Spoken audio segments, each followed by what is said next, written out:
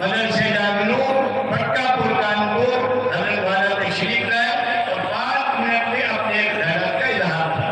بسم اللہ الرحمن الرحیم۔ ہمارا وقت 5 منٹ کا انشاءاللہ کوشش کریں گے کہ 5 منٹ تک اپنی بات مکمل کر لیں۔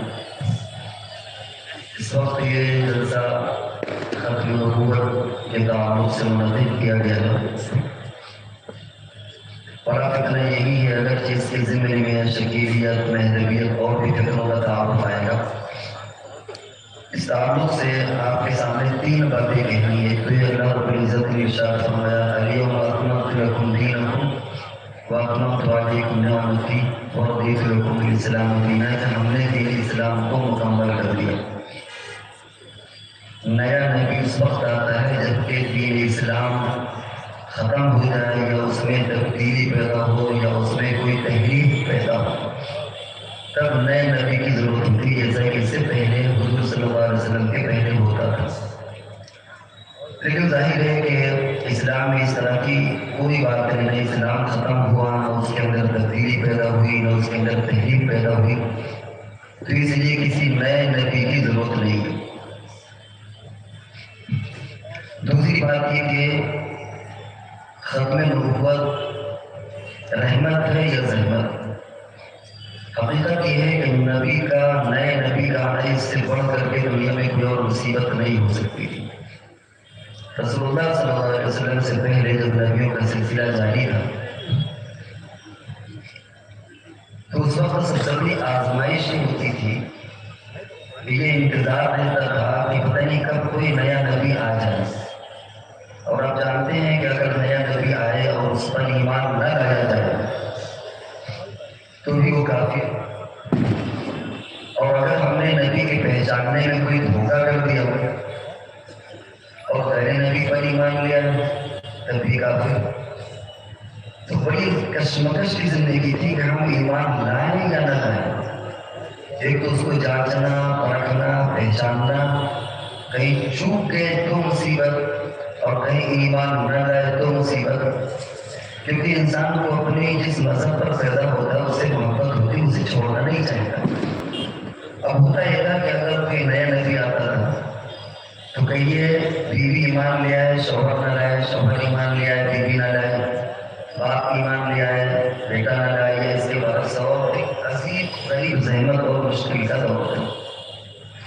نبی اکرم صلی اللہ علیہ وسلم کے ذریعے ختم نبوت اللہ رب العزت نے ختم نبوت کر دی، اور اس کے ذریعے سے اس امت کو قیامت تک کے لیے اس آزمائش اور اس مصیبت سے بچا لیا۔ اب اس طرح کا کوئی ٹینشن نہیں ہے، ہلکے پھلکے اختلافات ہوں گے لیکن کفر اور ایمان کا مسئلہ نہیں ہے۔ تو اس لیے ختم نبوت سے بڑھ کر کے اس امت پر کوئی اور نعمت نہیں ہو سکتی۔ 2 باتیں۔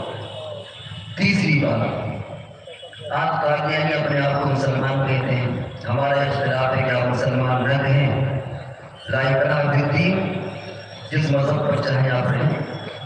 اصل میں اسلام ایک برانڈ ہے، اسلام ایک کمپنی ہے، اس کا ایک اپنا لوگو ہے، اور آپ جانتے ہیں کہ کمپنی جب کمپنی رہتی ہے، اگر کوئی آدمی اس کمپنی سے نکل جائے تو پھر اسے یہ رائٹ نہیں ہے کہ اس کمپنی کا نام لے، اس کمپنی کا نام رکھے۔ اگر وہ کوئٹ کرتا ہے، اگر وہ جاتا ہے تو اپنا نام چینج کر لے، کوئی اختلاف نہیں۔ آج جو یہ اختلاف اس کی بنیاد یہ ہے کہ وہ اپنے آپ کو مسلمان کہتے ہیں، وہ اپنے آپ کو مسلمان نہ کہیں، کوئی اختلاف نہیں ہے، ٹھیک ہے، اپنی جگہ پر خوش ہیں۔ یہودی اس کو کہتے ہیں جو موسیٰ علیہ السلام پر ایمان لائے، توریت پر ایمان لائے۔ اگر وہ عیسیٰ علیہ السلام پر ایمان لے آئے تو وہ یہودی باقی نہیں رہتا۔ عیسائی اس کو کہتے ہیں جو عیسیٰ علیہ السلام پر ایمان لائے، انجیل پر ایمان لائے۔ اگر وہ عیسائی رسول اللہ صلی اللہ علیہ وسلم پر ایمان لے آئے تو عیسائی اسے خارج کر دیں گے کہ آپ عیسائی نہیں ہیں۔ اسی طریقے سے مسلمان اس کو کہتے ہیں جو سابقہ انبیاء کے ساتھ رسول اللہ صلی اللہ علیہ وسلم پر ایمان لائے۔ اب اگر وہ رسول اللہ صلی اللہ علیہ وسلم کے بعد کوئی نبی آتا ہے تو جس طریقے سے وہ یہودی اگر عیسیٰ علیہ السلام کو مانتا ہے تو وہ یہودی نہیں رہے گا، عیسائیوں میں اگر کوئی رسول اللہ صلی اللہ علیہ وسلم کو مانتا ہے تو عیسائی نہیں رہے گا۔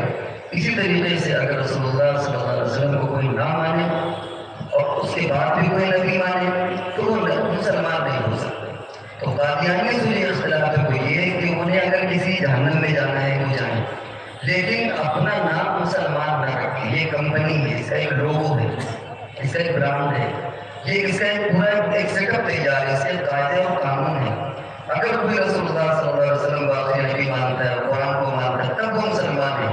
اگر اس کے بعد کوئی اور نبی مانتا ہے تو اپنے نام کے آگے مسلمان نہ لگائے، اپنی مسجدوں کا نام وہ مسلمان نہ رکھے، کوئی اختلاف نہیں ہے۔ تو اس لیے جو سمجھتے ہیں کہ شاید ہم لوگ کوئی زیادتی کر رہے ہیں ان کے تعلق سے، ایسا نہیں ہے۔ اختلاف صرف یہ ہے کہ وہ اپنے آپ کے نام کے آگے سے مسلمان ہٹا دیں، اپنی مسجدوں کے آگے سے نام مسجد ہٹا دیں، ہمارا ان کا کوئی اختلاف نہیں، اپنا جس مذہب پر چاہیں وہ چیز۔ تو اس 5 منٹ کے وقت میں نے آپ کے سامنے لوگ دیکھے ایک یہ کہ دین اسلام مکمل ہے، اب کوئی نئے نبی کی ضرورت نہیں ہے۔ دوسری چیز ہے کہ ختم نبوت کی سب سے بڑی نعمت ہے، نبوت کا جاری رہنے سے بعد عذاب کی سنت کے لیے کچھ نہیں تھا، اللہ تبارک و تعالیٰ نے اس عذاب سے سنت کو بچائے۔ تیسری بات آپ کے سامنے ایک ہی کہ اسلام ایک کمپنی ہے، اسلام ایک اپنا لوگو ہے، اس کے کچھ شرائط ہیں، جب